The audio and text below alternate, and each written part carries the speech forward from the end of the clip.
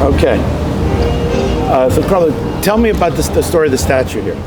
The statue here in Little Italy, this area here was the Taylor Street area, which was the largest Italian neighborhood in Chicago, out of the 9 different Italian neighborhoods. And this statue here was originally displayed at the 1892 Chicago World's Fair, which was called the Columbian Exposition. I think it was the 500th anniversary of the discovery of America.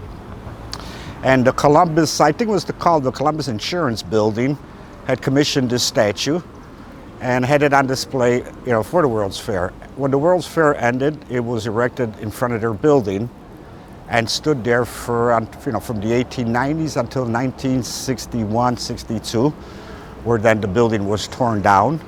And once it was torn down, the statue was put into storage. And like I said, the early 60s. So in 1966, State Senator Victor Arrigo decided to build this plaza, which was called Columbus Plaza, which is in Arrigo Park. So they extended the park and tore down the buildings that were here and built the fountain, the 3 walls that represent the ships and the waves that Columbus had. And he had the statue brought to this park, as the owners of the building who had torn the building down, and after, say, 6-7 years in storage, it was brought here and dedicated in 1966 on Columbus Day.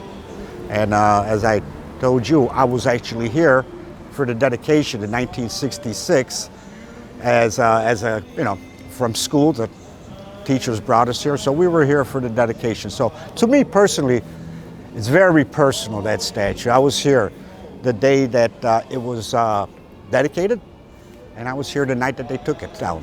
So it's very important to me, the statue. And the exposition, tell me where the exposition was, the 1892 exposition.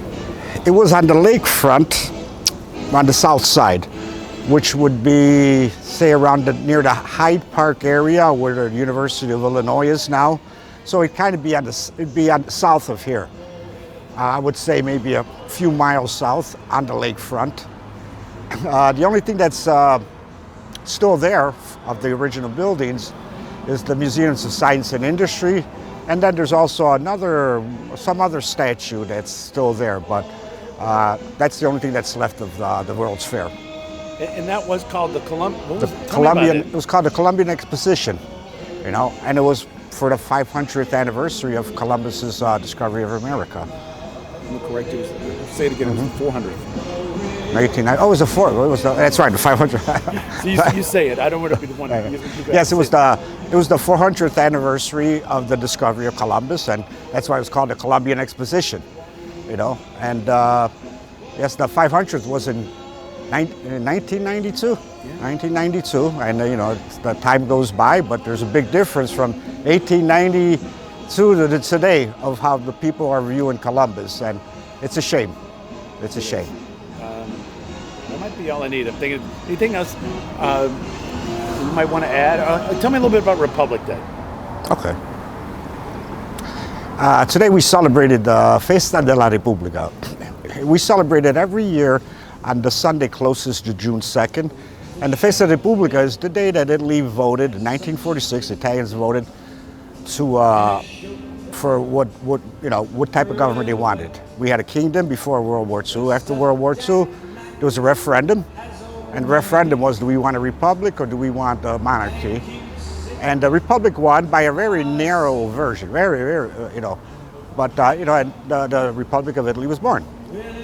Me personally started here in this neighborhood, the Festa della Repubblica, about 13 years ago, to let the Italian Americans know that have no idea of, our roots of Italy.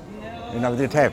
It seems like Italian Americans know St. Patrick's Day, Cinco de Mayo, but they asked me what, and it's very important that our Italian Americans, the 2nd, 3rd, 4th generation, know all of our history. So we wanted to celebrate something that's not religious, that's not regional.